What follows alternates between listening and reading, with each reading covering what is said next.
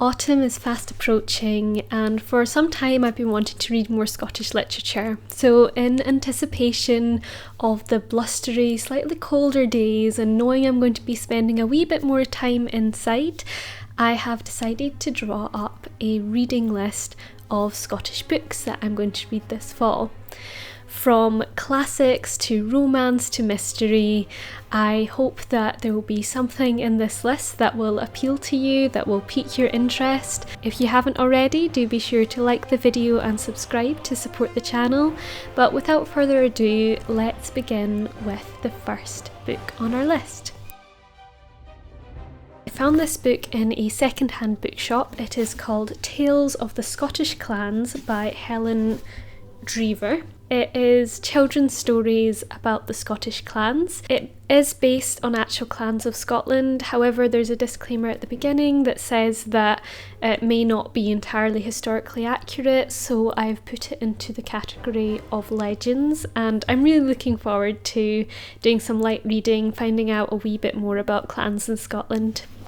The next book on our list is Fantasties by George MacDonald. So George MacDonald's writing was a massive inspiration for C.S. Lewis and is a classic Scottish fantasy writer.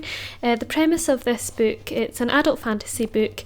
It's basically about a young man who he's in his room and the room starts to transform into an other world, like a fairy realm, and it goes on from there. I don't know much else about it, but I love fantasy otherworld books, so I think it's going to be very enjoyable. And finally we have The Stircombe Handshake by Susan Price. I think this is a children's book. Well, it won a children's fiction prize, so yes, it is a children's book, but I guess sort of slightly older children, as you can see from the length of it. So this one is a kind of Scottish time travel type book. It is about a company in the modern day who creates a kind of time tube so that they're able to travel back into the past, into the 16th century. It's for quite a nefarious purpose in order to extract the resources from that time period, but it transpires that they have bitten off quite a bit more than they can chew. And this book is set on the borders between Scotland and England.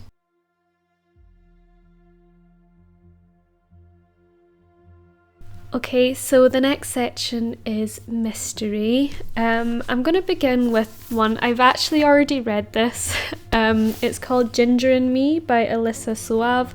I bought it for autumn reading, but I was so intrigued by it that I ended up just starting to read it and finished it.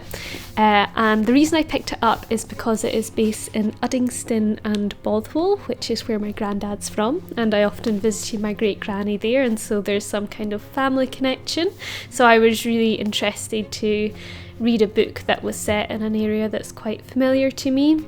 It is set in the modern day, and it is a kind of inverse murder mystery. It begins with the main character standing outside a house and being arrested, and it's implied that there's a murder, but you're not entirely certain. It kind of goes back to from a year before and how it all led up to that point.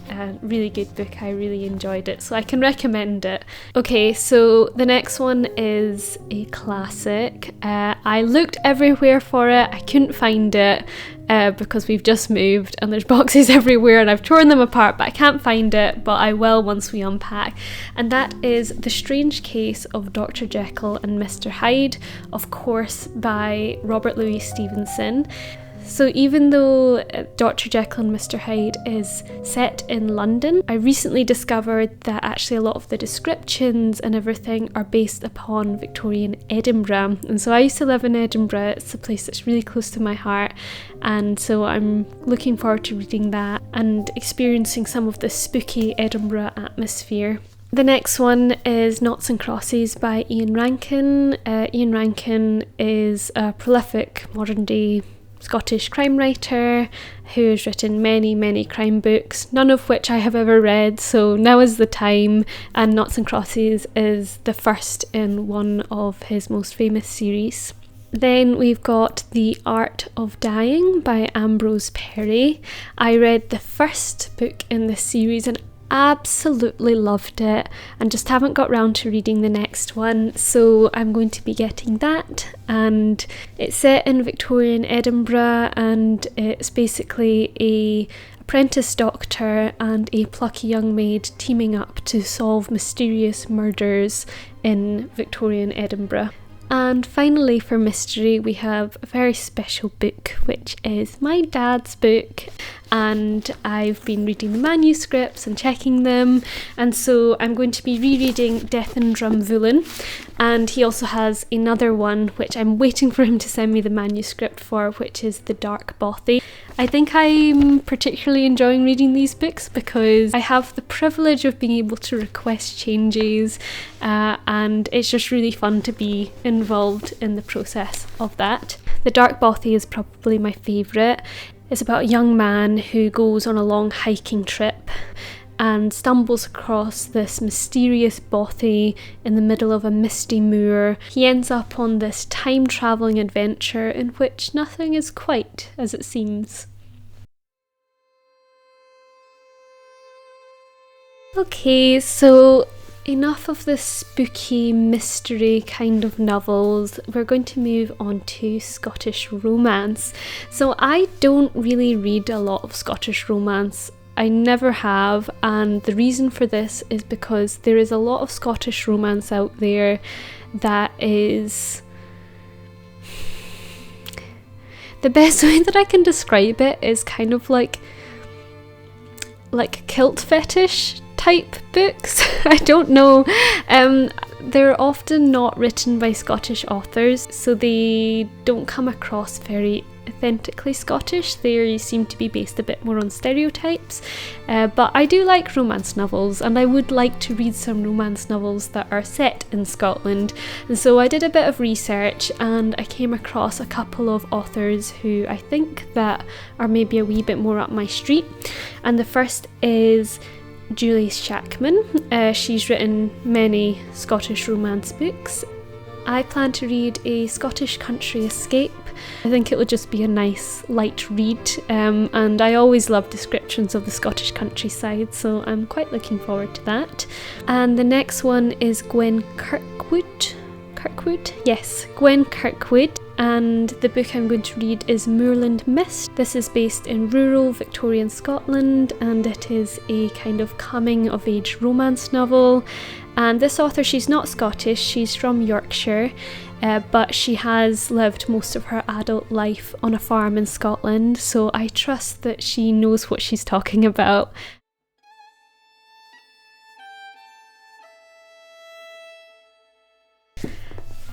And finally we come on to Scottish non-fiction books. So I've got a few here. The first one is Scottish Art by Murdo MacDonald. If you follow this channel for long, you'll know that I really love art, and I love taking inspiration from particularly Scottish art. But I only really know of a couple of the more modern Scottish artists, I suppose, in the last 100 years or so. I don't know the wider history of art in Scotland, and so I'm probably not going to read this book cover to cover, but I do want to kind of scan through some of the illustrations and take a few notes on Scottish artists and get an idea of the ways in which Scottish art has influenced the culture here, and hopefully get some inspiration for my own art as well. And then we've got the Scottish Bothy Bible. This is definitely more of a coffee table book, and I do flick through this quite often. Bothies are kind of like shepherd's huts that are out in the mountains that hikers can shelter in if it's stormy, or if they're just on a hike and they don't want to pitch their tent. There's usually a place to light a fire, and it's very simple, but it is shelter. I have never stayed in a bothy. I have wanted to for a very long time, and I nearly did when I did the West Highland Way, but it just didn't quite match our itinerary. So I want to take a look through and actually plan a bothy trip, because I think that unless you sit down and plan something really actively, sometimes it just doesn't happen. Okay, and then the next one, this isn't the book, but it's another book by the same author because I don't have the book, I need to still order it. It is called Landlines by Raynor Winn.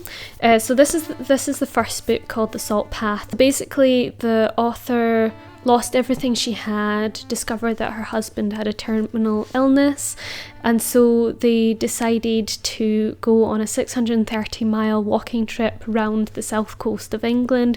Wonderful, heartbreaking, uplifting book. I just love it so much, and I recently discovered that there is a new book called Landlines in which she does a hiking trip in Scotland. Well, not just Scotland, she does the Cape Wrath Trail, which is basically as far north as you can go in Scotland. She does it with her husband all the way down to the south of England. So I think it's like 1,000 miles, something like that. But I'm hoping it'll give me some inspiration for some long distance walking. And on the theme of nature, our final book on the list is Scottish Plant Lore by Gregory J. Kinneker, if I'm pronouncing that right. I really enjoy foraging, and I mainly do foraging in the autumn time, and so I want to read a bit more about the lore, like the folklore behind some of the things that I forage. I mainly forage brambles and rose hips, but I also want to do a wee bit more research about other wild food that I can forage, and learn a bit more about that and the kind of Scottish stories behind some of these, and maybe some of the old Scottish concoctions and herbal remedies that used to be made. I hope that you enjoyed this autumn reading list. It's made me feel really inspired to read a lot more Scottish literature. I hope it's made you inspired to read some more Scottish literature. If you haven't already, be sure to subscribe, hit the notification bell, like the video, and tell me down below which out of these recommendations you're going to consider reading this autumn. I think that's all from me for now, so until next time, it was lovely to have you here.